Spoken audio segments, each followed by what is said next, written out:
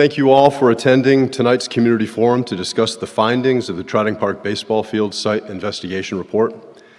Before we get started, I want to thank our outstanding partners, FCTV. They're going to be video recording and streaming this live tonight. I also want to acknowledge that we're offering tonight's forum via Zoom, and for the folks that are attending via Zoom, I want to encourage them to submit their questions using the Zoom chat box. Rest assured we will read those questions and provide answers, again, for those folks that are attending via Zoom. The Town of Falmouth engaged with the firm Arcadis, which, as you've probably read, is a licensed site professional, or LSP, on December 10th, 2024, which led to the commissioning of the site investigation report after unsuitable fill material with glass and metal debris was found in fields during a recent light installation project. The fields, as we now know, were built atop a former town dump site that operated until May of 1957, so 68 years ago. From the moment this issue was discovered, the Town of Falmouth prioritized the public health and safety of its residents and visitors, necessitating the closure of the fields to public access earlier this year in January. I am, however, pleased to inform you, and I know there's some folks here from the Falmouth Youth Baseball, that there will be youth baseball in Falmouth this summer, just at other locations in town. And we'll be able to discuss and provide some more details on that later on in the forum. The Town of Falmouth has been and will continue to be committed to being transparent and forthcoming with all the information every step of the way as we undertake the cleanup process and work toward an eventual reopening of the Trotting Park baseball fields. And that's why we're all here tonight, to provide you a comprehensive update and, most importantly, to allow ample time for your questions to be asked and then answered. Before we start, I would like to address a major concern that has justifiably been atop many of your minds, whether there is a potential risk to the town water supply at Long Pond.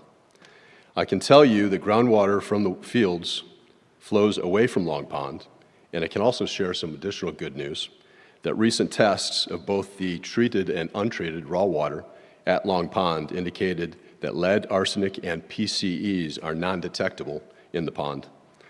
I'll let the experts in attendance elaborate further on the science and testing methodologies that were used in the investigation report. Please join me in welcoming our guests to tonight's forum. First off, I want to introduce, and he's going to be the first presenter, Mr. James Luker, a licensed site professional from Arcadis, the environmental consulting firm engaged by the town to conduct the site investigation, and also Janet Keating-Connolly, also with Arcadis, who conducted the health risk assessment. I also want to acknowledge two folks from the Massachusetts Department of Environmental Protection. First, Mr. John Handrahan, Deputy Regional Director. He's with the Bureau of Waste Site Cleanup. And also Nav Brololowski, and I hope I pronounced that correctly. Nav is also with the Bureau of Waste Site Cleanup. And her title is Branch Manager of Site Cleanup, I believe. I also want to introduce our DPW Director, Peter McConarty, and Town Council Maura O'Keefe is in the audience tonight. I also would be remiss if I didn't recognize a couple of our Select Board members. Select Board Member Doug Brown and Select Board Member Bob Muscali are in the audience. I see that we have a couple of folks, three folks, I believe, from the FinCom Finance Committee and the Chair of the CPC, so thank you for joining us this evening. We've allotted about an hour for questions following the presentations, so we'd ask you that you please hold your questions until after the presentations are complete. We'll have a queue up here at the microphone. We'll answer all the questions for the folks that are in the room tonight, and then we'll go to the folks that have submitted questions via the Zoom chat. And with that, I'll introduce Mr. Jim Luker. Jim?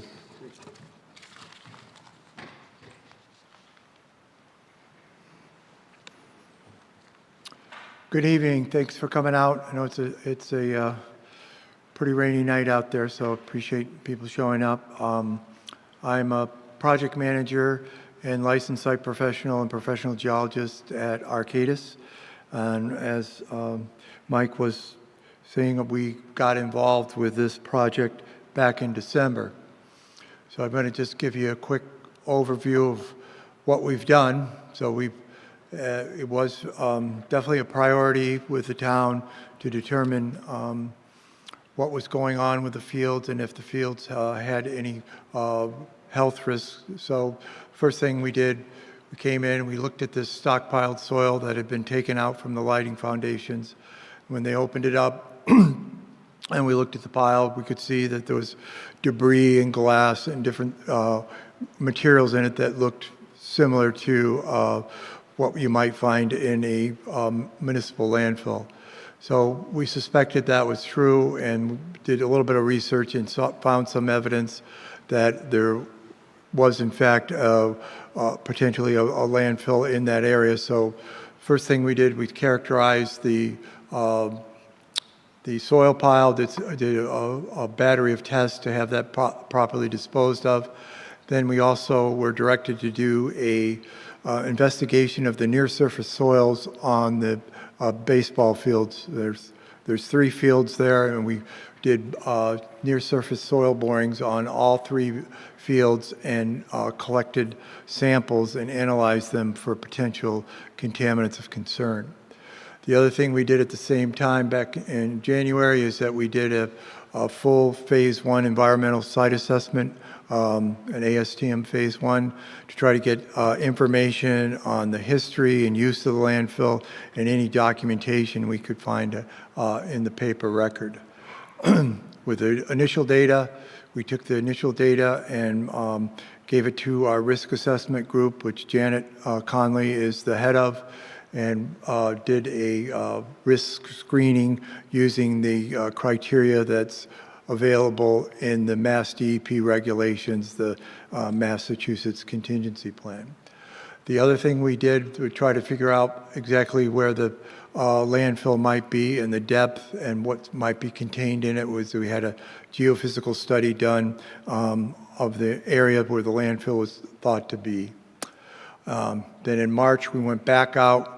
We put in 6 additional monitoring wells to get groundwater samples to see what kind of impact might be on the groundwater. During this process, we have had conferences with Mass DEP to discuss what we were finding and the approach that we were taking to investigate this and look at possible ways to mitigate. So the first thing that we were able to find out was we were pretty fortunate that we were able to really pin down a lot of the history of the landfill. A lot of these older municipal landfills that were closed back in the 60s or 50s, there's not a lot of record on exactly what happened and when it was closed, but with the help of the town, records in the Historical Society, and looking at newspapers, we were able to find that this particular landfill was actually closed in May 1957. So there's a legal posted article in the Enterprise that indicated that. So based on the other research that we did, it appears that the landfill was taking household trash and burning it, and that the landfill was closed in 1957, and then it was partially covered over and used for other purposes. Anecdotally, we heard that somebody was growing some pumpkins or something out there on the surface. In the late 70s, the town looked at the landfill and with the support of local businesses decided to cover the landfill more completely and construct a baseball field. So there are 3 fields out there. Field 1 was built in 1977 to 1978. Field 2 was 85 to 91. And Field 3, which is a practice field, was the latest field that was constructed in 2010 to 2014. So we used these multiple lines of evidence that we had to try to delineate where the landfill was. The aerial photographs from the 1950s, several of those were very diagnostic. You could see the actual excavation area in where the landfill was operated. The geophysical study supported what we were seeing in the aerial photos, and we got good information from the geophysical study. The 26 borings and 6 monitoring wells also helped us delineate the approximate area of the landfill. So what we were able to determine was that there was landfill material under all 3 fields, and there's a natural turf covering, and then there's anywhere from 6 to 8 inches of fill material, and then you get into what appears to be some of the landfill material. And we were very careful when we took our near-surface soil samples to try to delineate how much topsoil was there by hand taking most of the topsoil samples so we could really get an idea on the depth.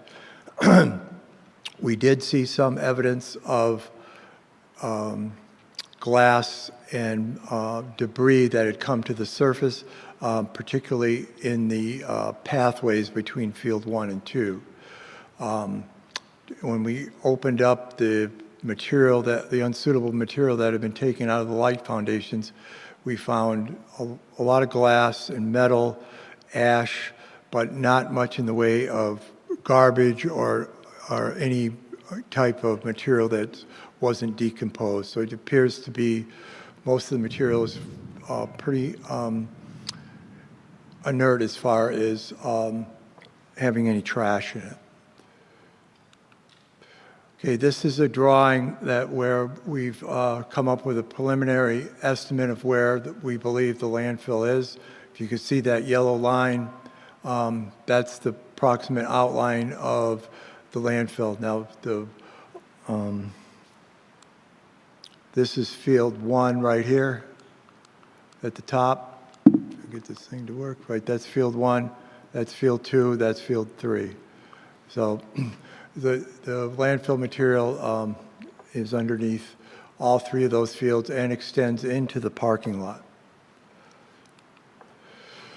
So the first thing we did with the soil data that we collected from the near surface is that we ran a risk screening to determine what the health and environmental risk might be using the MCP guidance. We had tested for a variety of contaminants. The primary contaminant out there that was driving the risk assessment was lead. So in field 1, we measured lead concentration that would be considered an imminent hazard for a short-term risk for a young child, 1 to 2 years old, using the field over a 1-year period.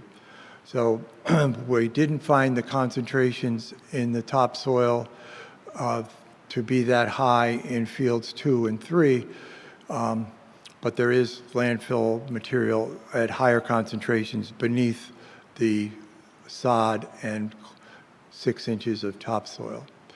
So our recommendation at that point was to stop the use of field 1, and when that information came out, the town closed the fields to further activities. We did not find any imminent hazards in terms of the environment. And Janet Conley is here tonight if you have specific questions on the risk assessment or any of the data that we use to calculate that. This is just a picture of the pathway between field 1 and 2. And as you can see, there's this, due to erosion and possibly frost heave, pieces of brick and glass have come to the surface.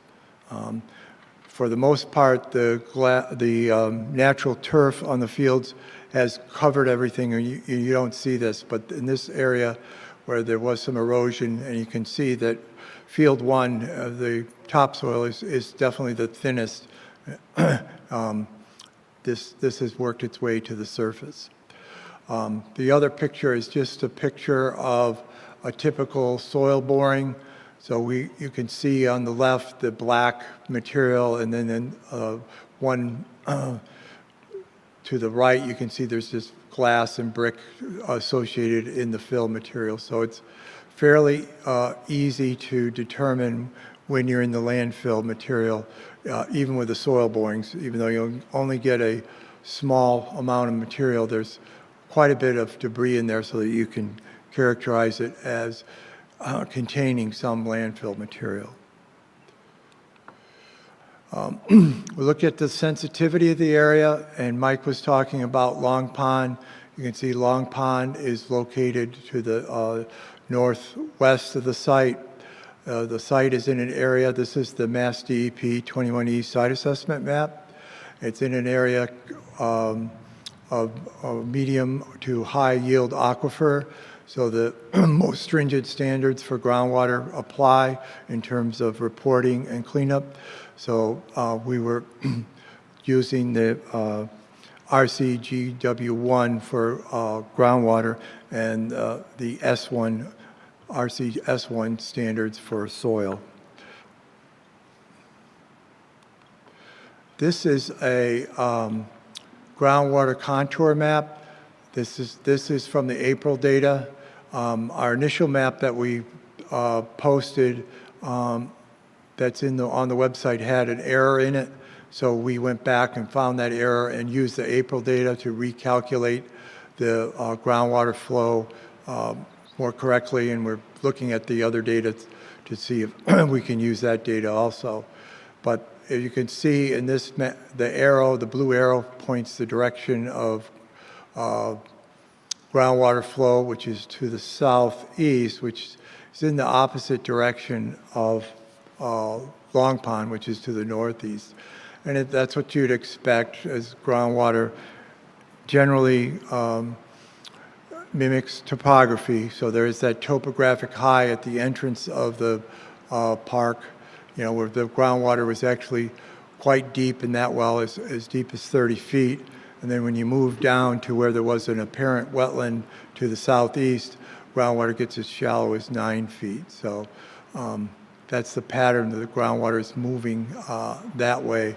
And you can see the wells that we put around, the 6 wells, we put wells up gradient on the edge of the landfill on both sides, and then 2 wells in the down gradient side. So just to summarize the results that we got for the soil and groundwater analysis. So these are the compounds that we detected in the soil. They included these metals: antimony, arsenic, lead, thallium, lead being the primary concentration, the highest one. And then we picked up some, those are PAHs, the naphthalene, the 2-methylnaphthalene, related to some type of petroleum product or burn product, the benzoate also. We did pick up one concentration of PCBs, but very low levels. For the most part, we didn't see any PCBs. For the monitoring wells, we sampled for the similar contaminants, and for the most part, we didn't detect anything in any of the wells above the most stringent standards, except for an MW2, monitoring well 2. And in MW2, we detected tetrachloroethylene, which is sometimes referred to as PCE, and that concentration was 27 parts per billion, and that is over the standard of 5 parts per billion. So just to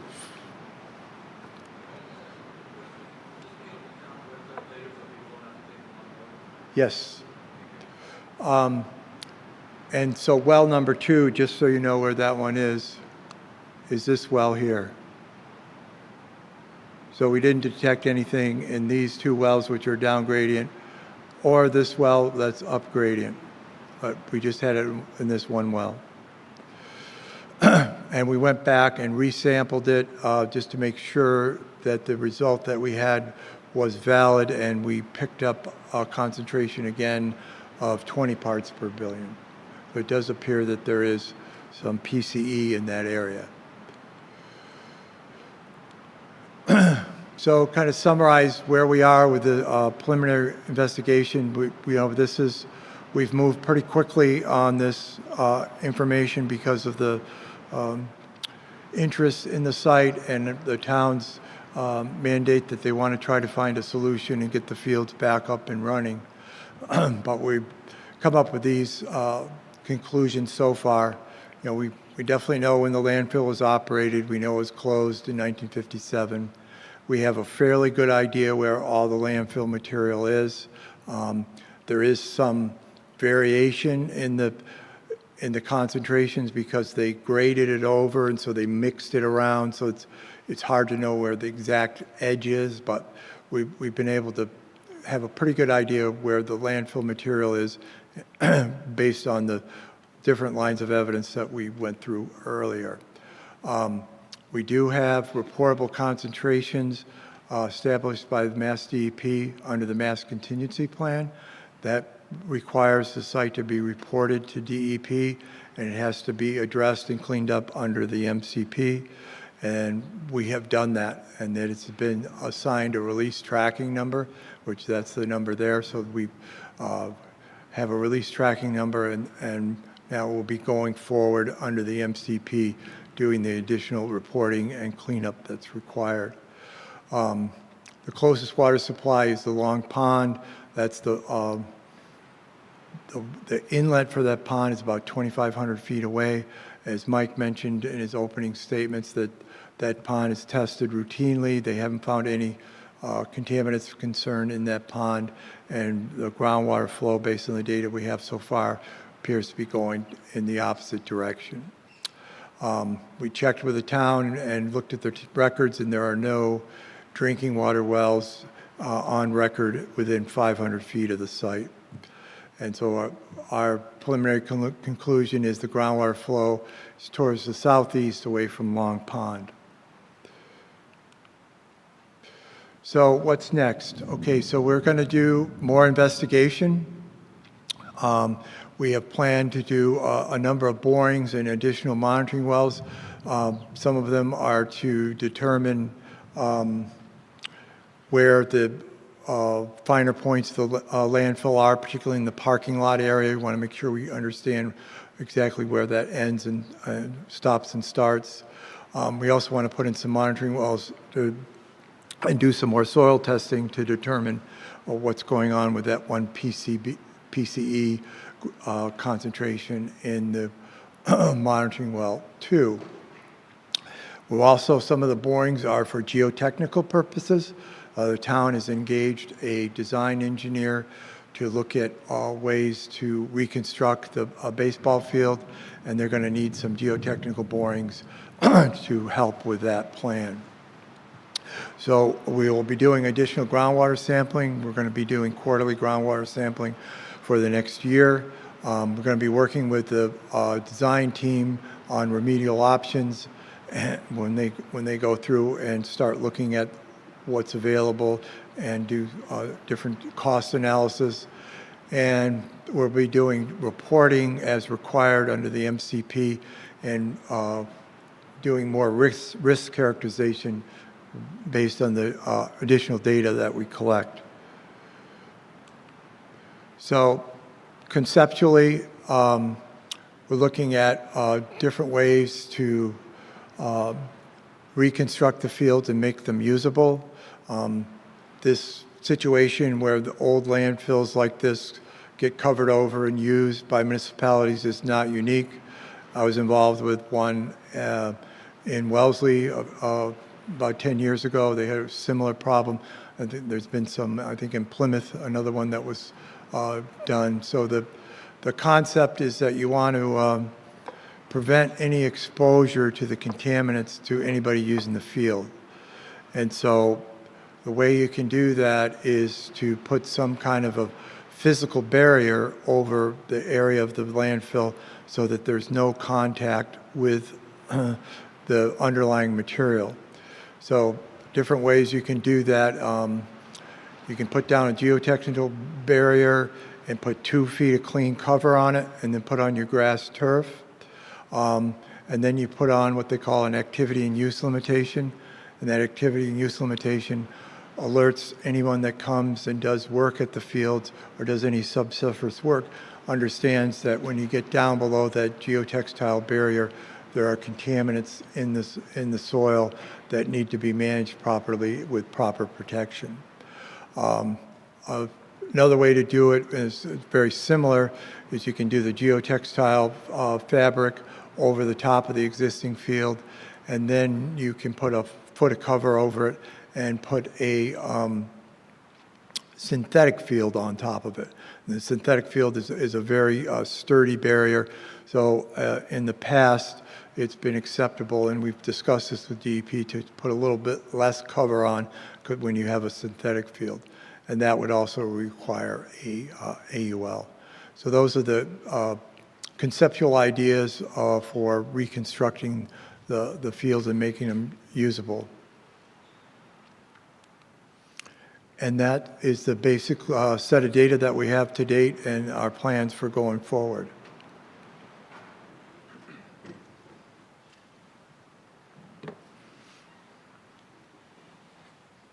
Thank you, Jim.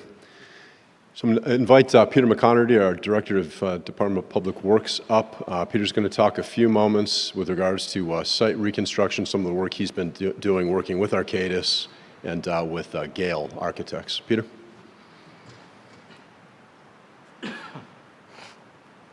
Excuse me. Peter McConarty, Director of Public Works. I have more of a narrative form that I'll be going through. I just wanted to put one slide up on the wall that just shows a generic aerial photo of the fields that identifies field number 1, field number 2, and field number 3 that's existing out there right now. So in Mr. Luca's presentation, he took you through the history of the project, what processes have been taken up to this point, and the steps that are coming up next. I'll be giving you an overview of the full project, including the project team, what can be expected during the project design, the bidding and construction phase, the field components, and what is being considered at an anticipated timeline. So we're looking, and we have mentioned this before, we are looking to build a state-of-the-art facility, and we're considering a wide range of options. With that said, every project has a comparable cost associated with it, and the town has an abundance of competing needs at the time. The options that I'll be discussing describes what will be reviewed by the project team as we go through the design process, and they will be evaluated to determine the need and what benefits it will bring to the athletic facility. We want to slice the state-of-the-art facility right down the middle. We don't want to go over the top, but we also want a facility that meets the needs of the town, a facility that the town can be proud of, and a facility that will bring a positive experience to the players and families of Falmouth Little League. So in 2025, the Little League baseball season, currently right now, the existing complex is closed. In March, the town retrofitted 3 ball fields to temporarily replace the closed Trotting Park fields. Park Superintendent Jeremiah Pearson worked with the Little League coaches to move the Little League games to the alternate locations.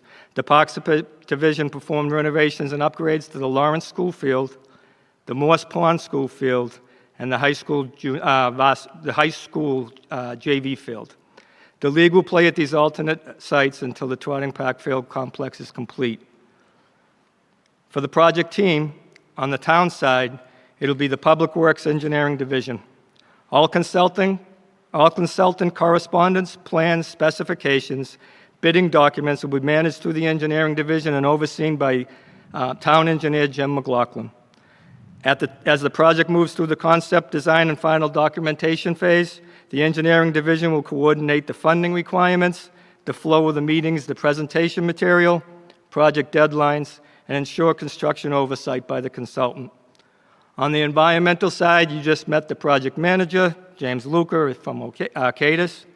The remediation portion of this project will be designed, permitted, and overseen by Jim as the licensed site professional. James has been the contact person for Arcadis, and he will continue in this role until the project is complete. For the athletic facilities consultant, we have brought on board Gale Associates. The town retained Gale Associates for the design, permitting, and construction and oversight of the athletic field facility and facility renovation portion of the project. Gale will also design the improvements to the facility, the grounds, the parking areas, etc. With the above outline of the project team and the expected complexities of the work, there will be full coordination between Arcadis and Gale Associates. All subsurface design and construction will be reviewed and will be approved by Arcadis during the design phase. For the proposed fields, so the design we will look at including the replacement of all 3 fields. The field orientation will remain the same. Field 1, Field 2 will be game fields, and Field 3 will be more of a practice field. The reasoning for making Field 3 a practice field will become more evident as I move forward with my presentation. So the options under Field 1 is a full restoration, Field 2 is a full restoration, Field 3 is a full restoration as a practice field. So what is a field restoration? Mr. Luca had already mentioned it and gone through it. So Arcadis has developed 2 response action options that can be considered. And they consider option A is placing geotextile membrane over the landfill material and adding 2 feet of clean cover on top, followed by natural grass. Option B is placing a geotextile membrane over the landfill material and adding 1 foot of cover on top, followed by a synthetic turf cover. There's also a hybrid option that can be a blend of the above and can be designed to maximize the lifespan and versatility of the fields. As Jim said, all options would require an activity use and limitation plan. The use and limitation plan will require that all future subsurface work will require a soil management plan. So for the fields, we're looking at synthetic turf. If we go with the synthetic turf, it'll include under drains and the drainage so the fields will drain properly. And if we go with natural grass sod, it'll include irrigation.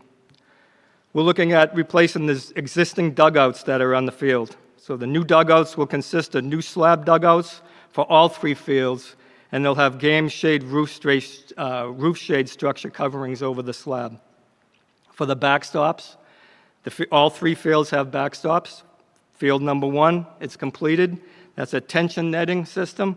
Field number 2 will also include a tension netting system, and field number 3 will be a chain link fence backstop. For spectator seating, terrace seating, and retaining walls, we want to optimize the site. Due to the multiple options and configurations that the site offers, this will be discussed further during the concept phase, but the options include bleachers, stands, terraced areas, and the alike. So we will be working through that. We want to maximize the area between the parking lot areas and the fields. So for fencing, there'll be replacing the new outfield fencing, replacing the new sideline fencing, new dugout fencing. There is some good news. Under the lighting, upon further review and site reviews and site inspections with the consultants, the existing Musco lighting system, the lights will be able to remain without removing the light columns or any major modification to the pole bases. There will be additional field lighting that will be designed for field number 2, and for field number 3, it's overhead lighting and field lighting is not an option due to the high tension voltage power lines that are overhead. It's too close in nature and we will not be able to put field lighting on field number 3. Press boxes. There's a press box at field number 1, field number 2. That's an option that will be discussed for replacing those during the concept design. ADA accessibility improvements. There will be ADA improvements incorporated into the plans. The improvements will be commensurate with the requirements that are the needs of the facility. Parking lot improvements, Jim had mentioned. The 3 parking lots along the western edge of fields number 1 and fields number 2. All 3 parking lots are currently at varying elevations and are constructed of asphalt and gravel. As was shown on Mr. Luca's presentation slides, the old landfill is located beneath portions of the 3 parking lots. During the remediation, the project team will design an acceptable solution that will include the parking lots into the facility design and allow more accessibility for the fields. The 3 parking lots will receive asphalt pavement and vehicle striping. The cost. Depending on the options that are agreed upon, the cost is going to fluctuate. We've mentioned a lot of different options. I can state that we'll be going back to town meeting for additional funding. to rebuild the fields and facilities. We expect to come back to town meeting in the fall or in the latest in the next spring. For the timetable, Jim had mentioned it earlier, we have moved fast. We've done a lot of work since this started back in December, and we want to continue to move fast. We have the design team together now. We're going to be looking at putting the concepts and design working together. So all parties included with the project will be working expeditiously to perform all the necessary and required testing and sampling, and drafting up a remediation plan that is satisfactory to Mass DEP in the town. Our goal is to complete the construction on this project and have the fields open in a timely manner. Depending on the design decisions, the funding availability, and the construction scheduling, and obviously the weather during the cold weather season, we anticipate having the fields open for the fall season of 2027. Thank you.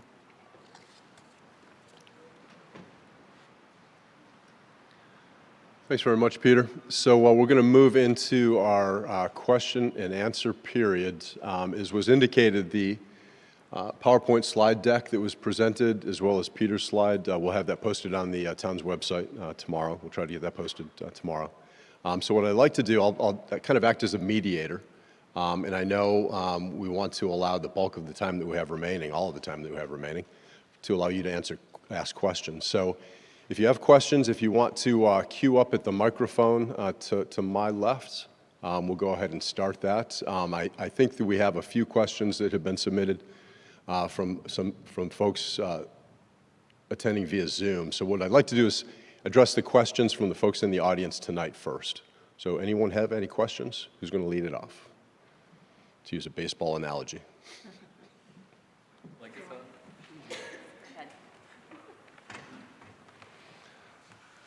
Hi, Peter. Doug Brown, Select Board. I know it's early and you might not have a chance to really put numbers together, but any indication yet if the synthetic turf with the 1 foot of soil, the cost comparison to the natural turf with the 2 feet, which one do you think might be more expensive? So I can say at this time, looking at it conceptually, that there's not a big difference between the two of them when you put both facilities together. When you do the natural turf, we have to look at the 2 feet of material, the extra foot, and we're going to be looking at irrigation. When you look at the synthetic turf, you have the 1 foot, and it does not have irrigation, but it has the drainage underneath. At this time, there's not a big difference comparatively with them. And like I said, you can use an option to do synthetic turf infields and natural turf, natural sod outfields is an option that might be able to take place. Bob Miscali, also from the Select Board, and thank you, Mr. Luker, for your presentation. Could you just explain what the standard would be, or when you say repeated contact for that 1-year-old child, what would be repeated contact? Every day, a couple of times? Can you take that, John? Or Janet? Hi. Hi. Good evening. Thanks for your question. So are you asking how frequently we assume? Yeah, what would meet repeated contact that would be a concern for harm to a child? So the assumption that's built into the DEP tool that we use to come up with that is 3 times a week for 30 weeks over a year. So that is the rate that we assume. All right, thank you.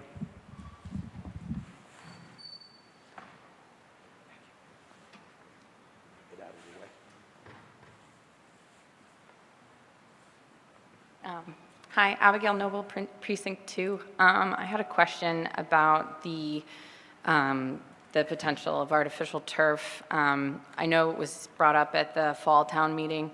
I'm an environmental chemist and science policy expert, and I was curious whether or not the plans for investigating the options for turf will take PFAS into account, or forever chemicals, and whether or not the current sort of legislative landscape will be considered. Personally, I didn't get a chance to comment at the town meeting, but I've spent many years doing environmental consulting, and I have published papers on PFAS in consumer products and have expertise in that, working for California EPA. There are several states who have already banned artificial turf, a couple of towns in Massachusetts, and I know that there is currently a bill that has been introduced in February this year to consider putting a 36-month emergency moratorium on installation of artificial turf in order to investigate the human health and environmental risks of PFAS. And so I just, I know that there are a lot of different ways to approach looking at artificial turf, but because PFAS is used as part of the extrusion process to make the plastic grass blades, it's so far been very difficult, if not impossible, to create artificial turf without PFAS. And so I just wanted to ask if that is being considered or will be considered, or to ask that I hope that might be considered during that process. Thank you. Yes, thank you for the question. I know this past town meeting, there were some concerns, and there was a discussion about the synthetic turf. At this point in time, we're just looking at all the options. We want to see what's out there for all the options. I personally have some interest in it, not for the concerns that you had mentioned, but just how it would work on the field and over the old the waste facility. So we have questions also ourselves, but at this time we want to look at all the options. So, thank you, Peter. So from my perspective as part of the project team, to answer your question directly, we will consider those factors. We will. I'm no expert. I'm standing here before you tonight saying that, but we will consider those factors as part of the analysis. Yes, ma'am. First of all, I'm very gratified that the town is considering natural grass. I'd like to just read a quick. My question tonight is, can we learn? I'm a Precinct 5 representative, and at the last town meeting, I was disheartened by the slim majority vote to support covering Trotting Park fields with plastic grass and its known toxic effects, and replacing natural grass and its environmental benefits. I wondered how many had actually read the fact sheet that was handed out listing known risks from plastic grass, cancer, and heart disease that only show up after the harm's already been done. Recently, Arcadis Environmental reports that Trotting Park fields are contaminated by lead, arsenic, deadly remains of a dump covered over to create the field, and further show groundwater is also contaminated by toxic chemicals. Now, will we knowingly consign our kids to play on toxic plastic grass or natural grass, to create our own love canal years from now, or choose not to repeat past mistakes? Falmouth has chosen to ban plastic bags, nips, single-use bottles, and many plastics used in our local businesses, and rightly so. We've learned about forever chemicals and the inescapable nanoplastic particles that are now in our air, water, soil, from plastics in our everyday products, which we can't avoid. And now, shockingly, we find those particles in our bloodstreams and vital organs, like our lungs. Tonight, we really need serious, careful considerations to either ignore facts and let our kids pay the price, or choose to protect them, even if they get muddy or miss some games due to the real world we live in. Can we learn and protect them? I hope so. Their future depends on us. Thank you. Thank you.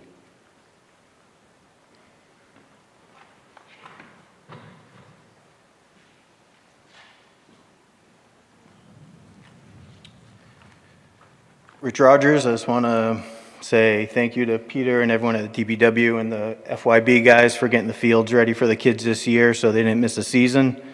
Couple questions though. Why not start new somewhere else? Why not start new somewhere else? Yes. So staff did analyze several options, town-owned parcel options. They weren't cost effective, and they certainly weren't going to speed up the process of getting the fields in play. any sooner. Do you have these reports for people, or are they just in the air somewhere? So I think there's an article written in the Enterprise that talked about a couple of the sites that were evaluated. We can certainly post some of the information of the sites that we looked at. Can you post that on the- We did evaluate some sites, to answer your question. Can you post that on the John Neal page? We sure can. All right. And another question, so new lights went up on Field 1, 2023. Why was there no testing then? Testing of what? The soil. So the first indication that there were any unsuitable soils came when we were removing some of the spoils from those light stanchions. Prior to that, we had no indication that there were any issues. Putting the lights in, you didn't think it was a good idea to, you knew it was an old dump, you didn't think it was a good idea to test the soil? We tested the soils when we brought Arcadis online. That's what I can tell you. All right, and it said today that things were found in September, right? It was brought to the attention that it was toxic in September, right? The No, term yeah? toxic was not used.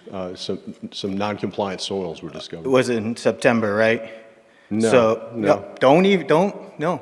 It I'm said it in trying the to- paper today. I'm trying to answer. I'm trying to be responsive to your questions. I know, but I'm just telling you, it was in the paper, and that's what you guys said. They were found in September, right? It wasn't until we brought Arcadis, the LSP, on board as part of the team to do the analysis that we were told, the levels of lead and arsenic initially. and But the you knew there PCBs. was potential for it in September, right? We knew there were metals and glass in the soils. Okay, so But then, we had no idea that they exceeded any kind of MCL. so then you let fall ball happen, right? You let the kids go and play there and didn't say anything or didn't do anything? Again, we were not aware of any You just said you knew of it in soils September. exceeding any state standards until Arcadis was brought online. You just said you knew of it in September with the glass and everything, but you just let fall ball and families go there? Yes or no? We had no indication that there was an issue, sir. I don't have another way of saying that. You knew it could be contaminated. We knew that there were some work done to excavate the light post and there's some metals. All right, you're running around in circles. Yes or no? You knew in September that it could be contaminated. Yes or no? I'm not going to debate and argue with you here tonight, sir. We're here to talk about what we're doing going forward. That's what we're here to talk about. All right, then, can you? Yes, and coaches and everyone that's put in time here, coaches that drag the field in the dust, they're sitting in a We had dust no bowl. indication in September that there was any Oh, it said it in your report and said it in the paper today. Okay, well, I don't know. I didn't read the paper today. I didn't see what the report said today. I can tell you that when we brought Arcadis online, the results of their test, scientific analysis, that's when we first were aware that there was any kind of But you soil knew there was contaminants that glass and exceeded things state coming le- to the surface that in exceeded September, State standards. right? You knew it was coming to the surface in September, right? And I have a whole list of dates you gave me that you said you were going to close things and they were the wrong dates, and I can hand them over, do whatever I'd like. What I can offer is that, so a typical construction site, when a contractor starts and they start doing excavations to install light poles, install electric or what they do, they stockpile material. So the material came out of the ground and the contractor indicated that that looked dirty soil and that the soil was not structurally stable to hold the light poles when they put the light bases in. So we say stockpile the material, the contractor stockpiles the material. There's multiple stockpiles on a site during construction. The construction went on, the project went on, and the project was getting finished up for fall ball. The town was looking for change orders from the contractor to bring to, number one was to extend the fence from a 4-foot fence to a 6-foot fence. The second was, I think, was putting an osprey nest on the top of a pole. And the third one was to remove that soil from the site. And that was in September, somewhere in the September timeframe. And the contractor said, if you want me to remove that soil from the site, it needs to be tested. So town engineer and myself started working back and forth with Yes. started working with the engineer of record, and the engineer of record, we were going back and forth with the engineer of record, and then that's when we ended up making the contact with Mr. Luker, and we had initial meetings with Mr. Luker in mid-November after we got our dates together, and then the proposal was signed in December 10th, somewhere around that, and they were out testing the 19th and 20th of December. During that time frame, while we were waiting to have the meeting with the town and Arcadis, we were collecting information, we were collecting the history of the site. Arcadis was out looking at the site, determining where they were going to do test pits and evaluation of the soils. That's what we knew. We didn't know that we had anything reportable in that material until it was tested, and the results came back in early, I think it was January 8th, somewhere in that time frame. And we met within a day of that, and then that's when the town met and said, close the fields, and that's where we are from So there. we just left a pile of contaminated soil there for kids to play on? The material was covered. We did not know it was contaminated until the reportable tests were done and the results came back, and we knew that we had a problem. Okay. So, all right, so September, we had a feeling that the field was contaminated. I would like to and we allow let some them other play fall. questions, sir. I All think right. we've answered your All questions. right, I got some more here, so don't worry. Okay. We got dates and everything. Okay. Any other questions?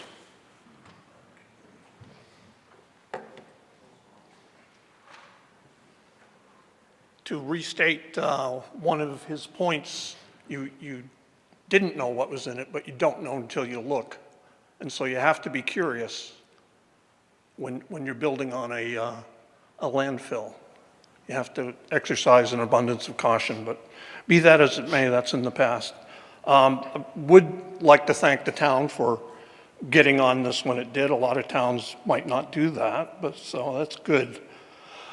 My primary concern is the groundwater, and it has been mentioned here, and I'm heartened to see that there will be further testing. So the characterization of the flow of the groundwater is done by Arcadis, or was this a previous study done by another? The contours and the direction of Was done flow by Arcadis. were done by performed Arcadis. Yes. The information that was presented tonight is the result of Arcadis. Right, but it seems, I would encourage you to do a more detailed study. Just in general, I think it would be good to know the behavior of the groundwater around Long Pond. This seems like a cursory and a good first step, but I think it is a first step. And I believe, and Jim, you can speak to that a little bit. There's some additional testing planned. Can you address that?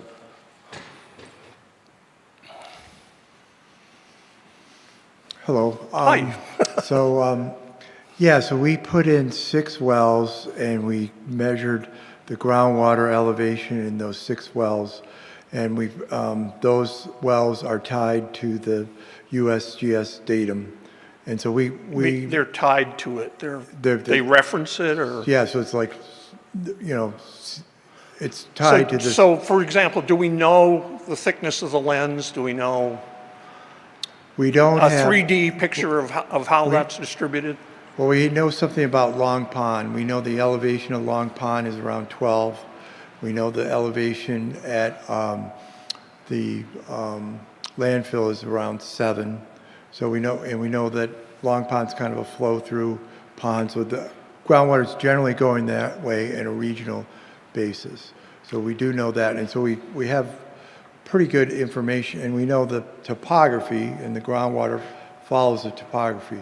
But what we're going to do is we're going to keep measuring the groundwater and see where it changes seasonally, and keep track of what's going on in Long Pond. But right now, everything seems to point that the groundwater is flowing away from it.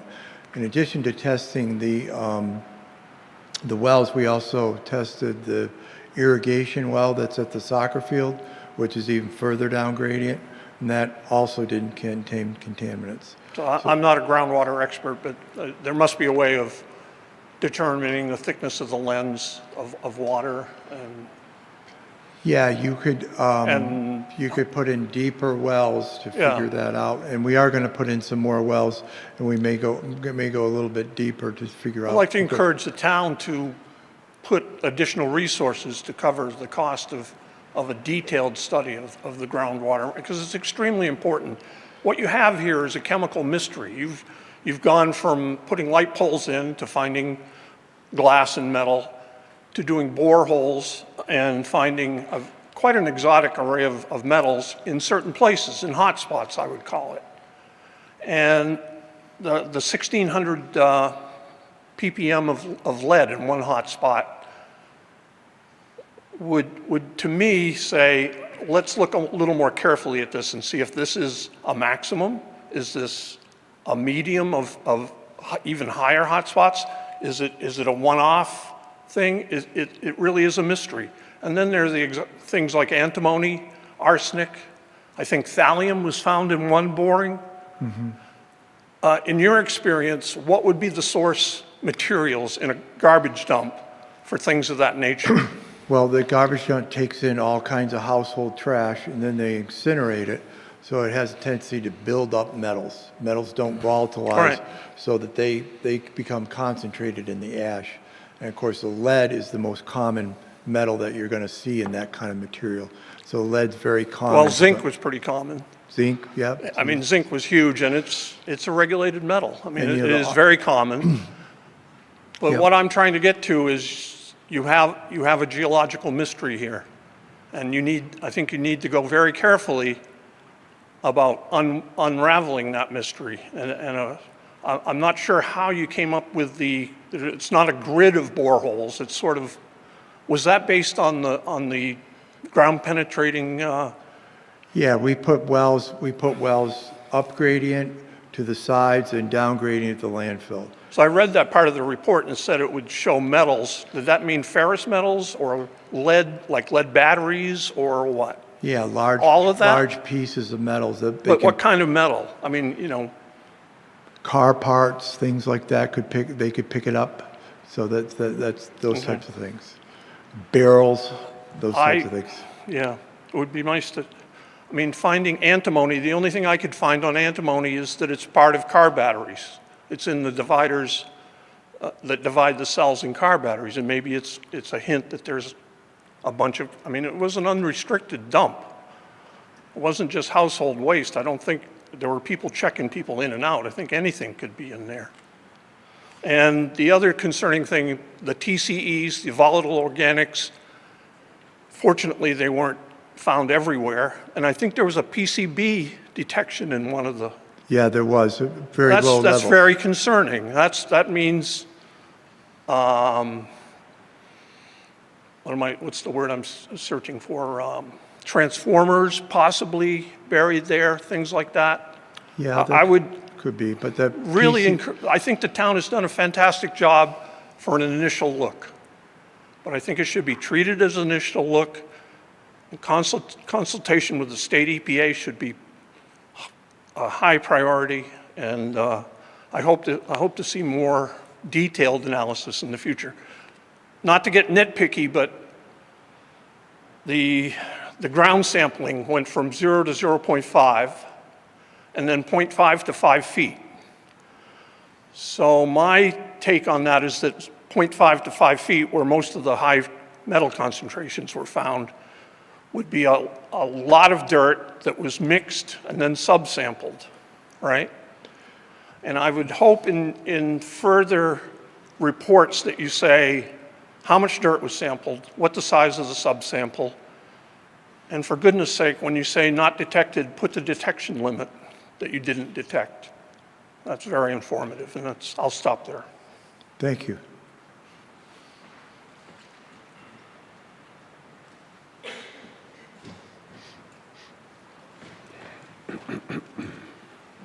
How are you, folks? Paul Gonzalez. I'm president of local league. First off, I'd like to thank everybody from the town. I mean, it was an extraordinary effort to get our kids to play baseball this year. It was no small task. I mean, I can't thank you enough. You know, we're out and playing. I guess my question would be, when you're doing your cost analysis, are they doing with synthetic versus grass? Are they going to weigh in, like, what do we run during the year, fertilizer program that we run, and all that stuff over the next 10 years versus the cost of synthetic too? Yes. I mean, we have some overview costs there, right? Yes, we will take, that'll be calculated part of the analysis. The maintenance ongoing, you know, I've personally in other communities been involved with synthetic surface fields, and they last, what, 12 to 15 years, and then you got to look to replace, if they're maintained according to the manufacturer's specs properly, you get 12 to 15 years, and you got to replace them. So we'll take into account all of those different factors, maintenance costs, the equipment that's required to maintain them properly in the analysis. Perfect. Thank you. Thank you.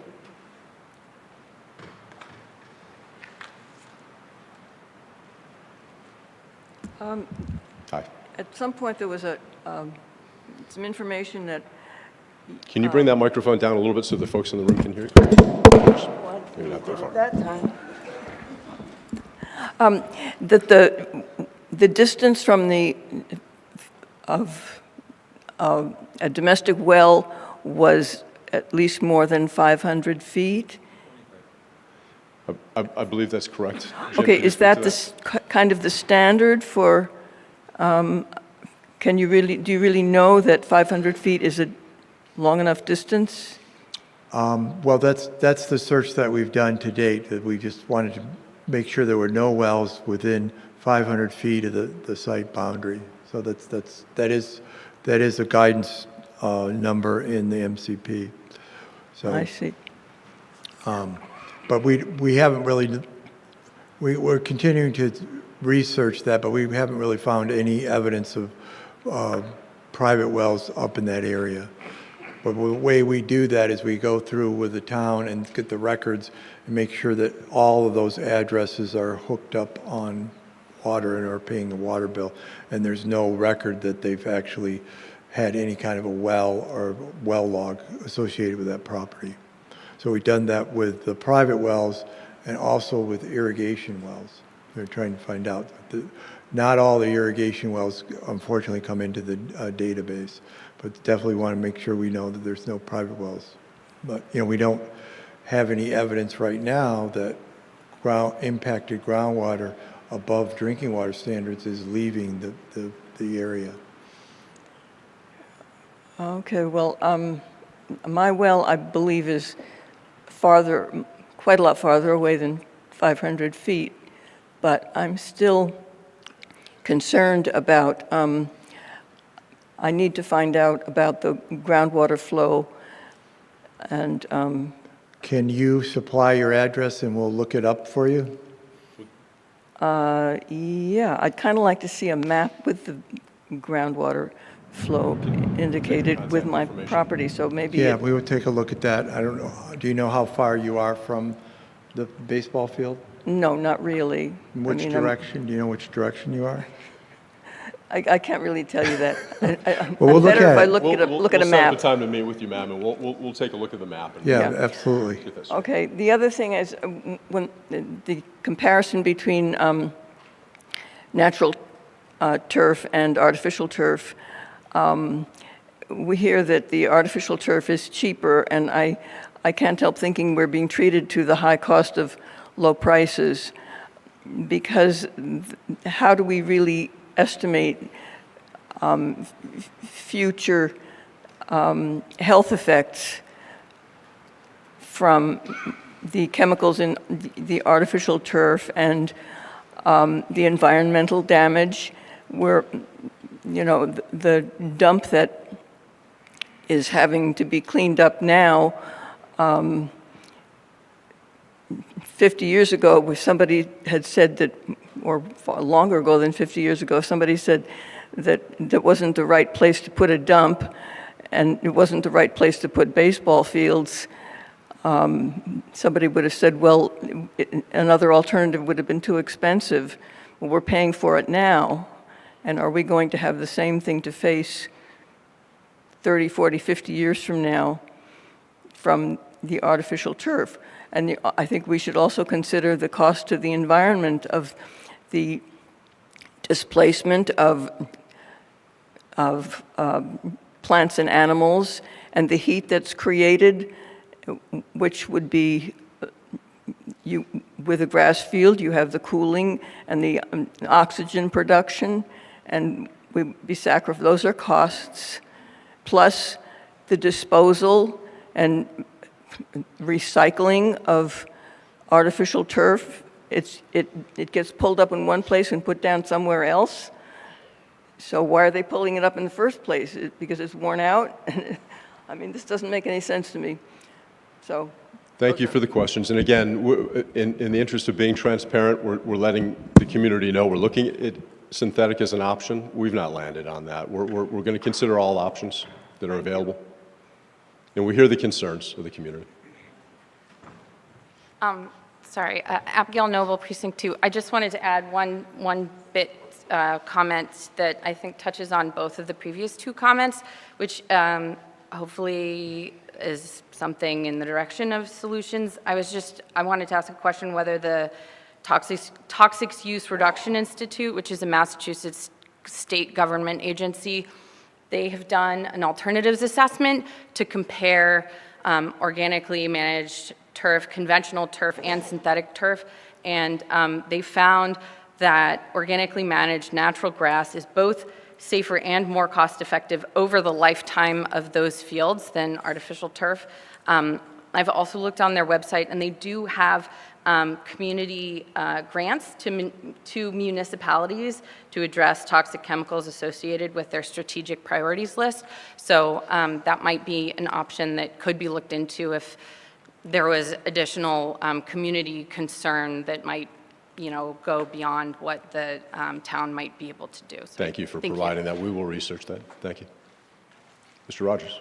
Question about, so I love the DPW guys, the parks guys, but sometimes there's accidents, say they're mowing the lawn and they hit a pole or something and the pole needs to be replaced. They have to get a certified person to come in and replace it, right? They can't just replace a pole because it's a Looking forward when we do this remediation of the fields. Yes. Rich, can you clarify? So say, I'm not saying there's ever an accident with the guys, but say they're on the mower and they hit a pole and it breaks. Back in the past, FYB volunteers would place the pole and, volunteers would do it. But now it's a certified contamination spot. Who's going to be able to dig down and put a new pole in? Yeah, that question has been brought up at one of the last public meetings. There's going to need to be some future conversations on that. In the past, there was an MOU. I think the direction that we're going in now with these fields, it'll be a town responsibility. So would the person have to be certified to dig down? If you're penetrating if you're going to be penetrating into the solid waste area, yes. Okay.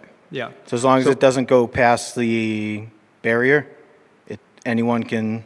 That would be more of a question for Jim. The way I look at it with an AUL, we've had AULs on other properties in town with underground oil tanks or what have you. Basically, the way we look at it as Public Works is if we do any excavation, any digging, we would need the soil management plan, and we would have to be consulting with... Now, So we'd be saying that the Falmouth Little League would not be replacing a fence post or a pole or... Yeah, so say if there's a pole knocked down, does the season have to come to a stop because it's exposed and they have to redo it, or... Because that's more cost, and now the kids aren't playing anyways. I think that's going to be taken on an as basis, an as situation basis, but we know that fence posts go down 3 feet. So when we're installing the fence post, we know that we're going to have enough so the posts are not below the so if we have to fix a post, if we bend the post and have to fix a post, I don't want to be calling Jim every time. If there's a possibility, we want to make it so we can replace the post. But basically, anything the way we look at it as Public Works is anything underground, it's going to be a licensed site with an activity use limitation on it. And so say if the pole's down, the kids can still play even though there's a hole in the ground and it's exposed? Yeah. I'm just saying, say you got to replace a pole, and I know. I just want to make sure, like, if something happens, that the season doesn't come to an end. Yeah, I want to make sure the kids can continue to play there. I see it as case situation. Okay. If something happens on the field, if there's a chance for us to rope it off while we're talking with Arcadis, or be able to work around that. Yeah. That's something as case, but there will be an activity use on it. Yeah. So I see Public Works taking more of a role in maintaining those fields. Okay. Thank you. While I got you at the podium, there was one other thing about... Can you step to the microphone, sir? If you could go to the microphone so everybody can hear. Thank you. the newspaper part of the report, going back years, mentioned dumps in North Falmouth and West Falmouth too, old dumps. I believe there's multiple dumps, old dumps that have been in Falmouth. Any plans to look at these? The ones that we know of, obviously we have the big one on Thomas Landers with the solar panels on. We have this one that we have. Yeah, the ones that we know of that we can, when we did this project, getting ready for this project, we had to work with Mr. Luca. We had to do a historical, get all the aerial maps from back to the 1920s, 30s, 40s, 50s, and trying to trace that back, and the wood line, trying to zero in on sites, it can be difficult. But if we know of an area of it, then it's something we would check. Well, there was something in those newspaper reports about North and West Falmouth, I think. So. Yeah, thank you. Couple more questions from the audience in person, and I know there's 2 or 3 questions from folks online. So yes, ma'am. Hi, good evening. I'm looking to understand a little bit more about the health risk of those exposed. I haven't seen or heard a lot of advice to parents on what they should or should not have to consider or do regarding their young child's exposure. I heard 3 times a week, over 30 weeks in a year. I think that's about 90 hours in a year. What about 300 hours over 5 years, for example? Is that not a risk if that was your exposure amount? I'm using that example just because I calculated my son's exposure over 5 years. Should we be getting our kids lead tested? I mean, I know they get that at their annual physicals and stuff, but there hasn't really been a lot of advice on if we need to or not need to worry or take some type of action based on exposure. That's an important question. Not something I can actually answer because I'm not a doctor. And so that is absolutely a question for your pediatrician. Children are required to be lead tested in Massachusetts, so that's in place and that's helpful, and they can advise you when you get those results. But I do want to talk a little bit about what we did do and what its limitations are. So when you do this health risk assessment under the MCP, it's a very specific protocol. But the objective is to find out, what should we do about the soil? What should we do about the groundwater? So with respect to protecting public health and the environment. So it's a tool that we use to figure out what do we do next. But what it isn't, it is not a medical assessment. It's not a reconnaissance. It's not a health study. So I'm not trying to delay you, but I can't actually tell you that. But what I can add a little commentary on is, we make these assumptions about, you had asked about the rate. So if it's 3 times a week, and it's not an hour, it's actually, the assumption is that you get your entire exposure of soil. I don't know if everyone knows this, we all eat a little bit of soil every day. So unintentionally. But that entire amount of soil that you might get in a day, we're assuming that all happens at the ball field. But of course, it's happening at the swing set or somewhere else in town or sitting on the grass in front of the library. So there's a daily amount of soil you might take in. We're assuming all of that's happening at the ball field, which is probably not true. And the numbers that we use are numbers that DEP has identified. So they said, these are the numbers we want you to use to evaluate this so that we can understand this site versus another site versus another site. Again, it's a tool to prioritize and rank things of concern. So I hope that gives you a little bit more sense of, we're building in margins, or DEP is building in margins of safety. We don't want children exposed to lead. That's just absolutely true. I think we can all agree with that. But I can't say, 20 times is too much for this child, or 300 times is too much for any one child. We're just trying to say, this is the limit. Let's have a margin of safety so that we're not even close to the limit, and we're getting down to a place where, and really what we're doing is we're not worrying so much about the numbers. We're just saying, let's not have people touch the soil, rather than saying, I think it's okay to be there X amount of times. The idea is we're just cutting off the exposure pathway, and then we can't manage the uncertainties of knowing who might be affected by having more exposure than somebody else. Okay. Does that make sense? Yeah, that's helpful. I understand. And then the fact that this might not be a question for you, but you did say, the parent should take it upon themselves to speak to their pediatrician, do their own research. So should I take that to mean the town doesn't have any responsibility towards helping parents through that or understand that? That the take is that it's, again, their responsibility to research and understand this and decide on their direction? Yes, because we are not medical doctors, and it's an important question, the recommendation that we've been making and we're going to continue to make is encouraging parents that are concerned to seek advice from their primary care physician. I haven't seen that recommendation yet, but okay, cool. Thank you. One more question from the audience here, if there's any.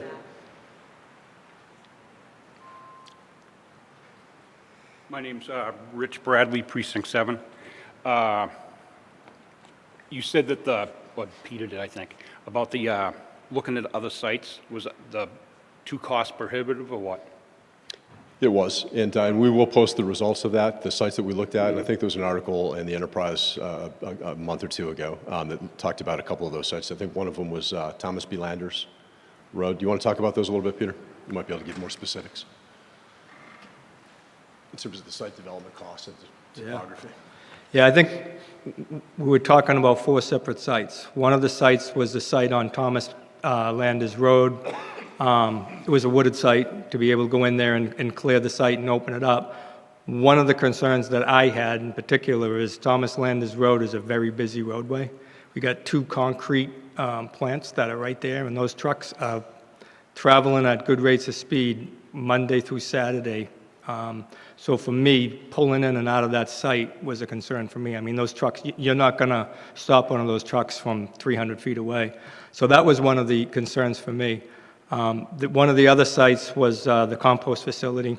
Compost facility, I think, is like 99 acres, but it's relative proximity to some of the neighborhoods up there. It would be another area that would be doing a lot of tree cutting.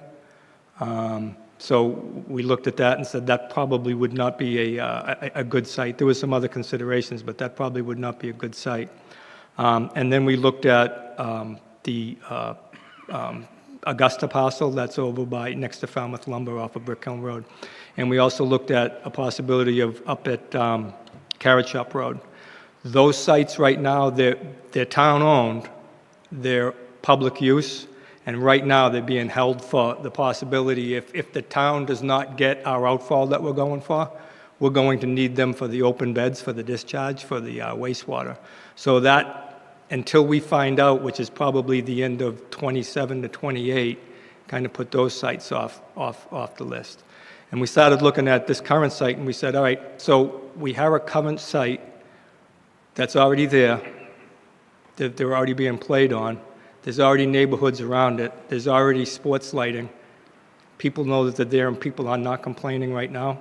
If we go into the neighborhoods and want to build new ball fields with 70-foot tall lighting stanchions, it'll be a whole new public going out to the public, and there's always going to be some NIMBYs not in my backyard. That's a factor you got to consider. But those are the 4 sites that I know that we looked at. We definitely looked at. There might have been a couple of more. And then you limited, I think it was Field 3, as a practice field for lighting? The reason we limited Field 3, because of the sports lighting. It can be played. We're looking, Field 3, I believe all 3 fields have scoreboards. All 3 fields have dugouts. All 3 fields have the backstops. It can be used as a official play field. It's just going to be limited because it's not going to have lighting. But it can be used. It's just we can't put 70-foot tall lighting. I think the wires are 135 kV, and they're, I think, at 110 or 120 feet up. They're not that much higher than the lights. So through Eversource, we cannot put lighting there. They'll be set up as official play, but we're going to be looking at it as more of a practice. Because my thinking is that practice field should have lighting on it, because it's going to be higher use. Yeah. And just the site is such a contaminated site that right. So other places should be looked at, I think. It's got to be cheaper, and someone said that the artificial turf is cheaper. It's 3 times as much. Artificial turf is way more. Yeah, so So I just wanted to make this comment, okay, about the artificial turf and the natural turf. It's been customarily, they did the high school field, was it 2020? We did some other, typically, these decisions come back to town meeting. This will be the same. We need to come back to town meeting to get some additional funding. So it's not going to be town engineer and myself in a back room with the consultant saying, hey, we're going to do this, and just put the plans out there. There's going to be some openness to it, and there's going to be some transparency to that. It's not that, it's not a given. It's just, as a town, for us, we really need to just look at all the options to see what's out there. It's not a given. I have some concerns about it myself, so. And there, like this woman said, there's 3 bills, I think. Yeah, House 3339 and Senate 2387 prohibits any municipal funding for contracts with the purchase or installation of artificial turf. That's a pending. It hasn't been adopted yet. Correct, it's in committee.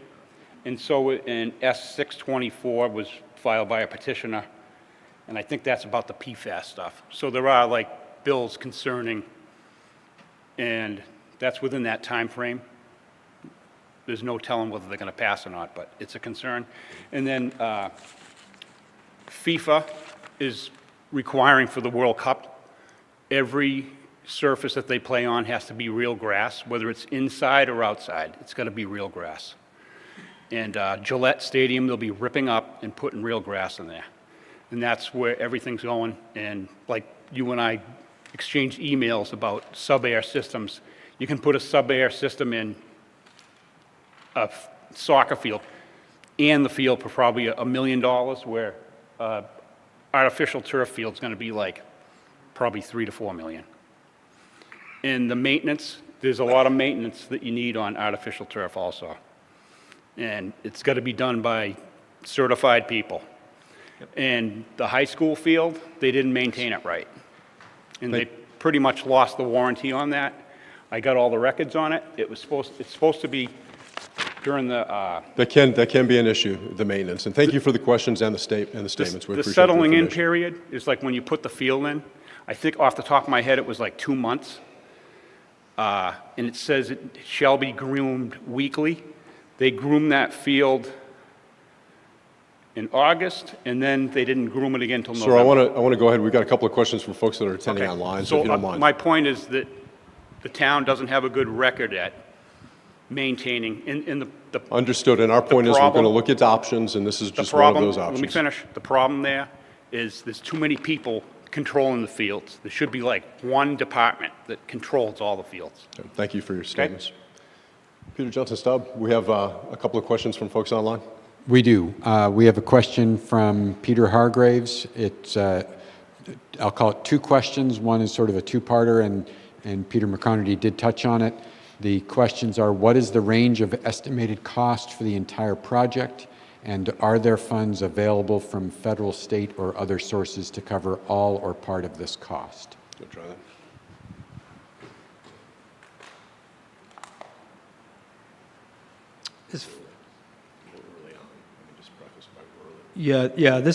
We're early on in the process. We're really in the concept stage right now. So when we're looking at this, when I did my description, I was very careful to say options. There's a lot of options. What we want to do is we want to replace what's on the field now. We don't want to go overboard. We want to replace what's on the field right now.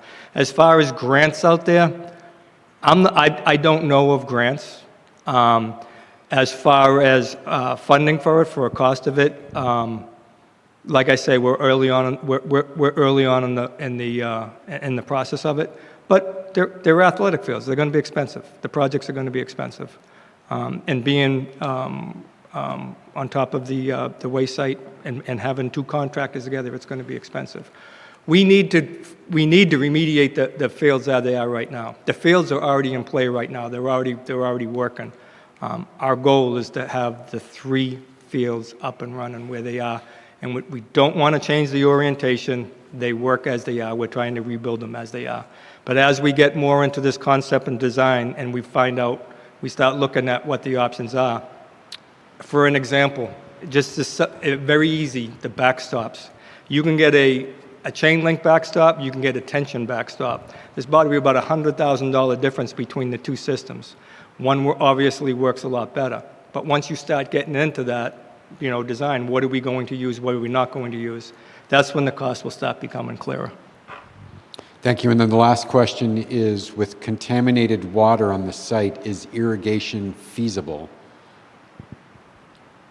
So at this point, the site, there is irrigation on the site, on the 3 fields right now. Obviously, it's closed now because the site's closed, but that's town water. It comes off of the town water. It's not a well.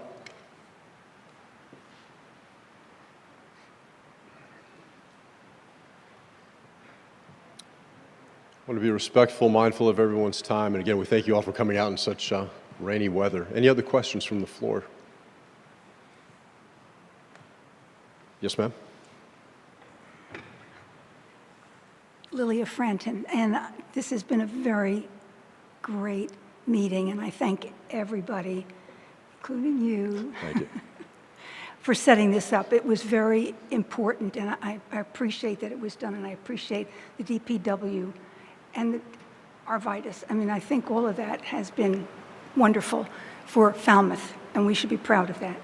I would like to say, we have some handouts with information that at least the people in the audience here, I'm going to leave them on the back table. Thank you. And if anybody would like them, they'll be set up out Thank you. there. Thank you. If you have any other questions after tonight, I'd encourage you, and this is for the folks online as well, Town Manager at Falmouth, send them to the Town Manager's office, townmanager@falmouthma.gov. That's Town Manager, all one word, at falmouthma.gov. If you think of any other questions, again, we're all part of this solution, and we want to solicit input and answer whatever questions, if you couldn't think of any tonight, that you may think of going forward. So use that email to submit those questions. Nothing else online? Okay, if there's no other questions from the floor, again, we appreciate everybody coming out tonight. Drive home safely. Thank you.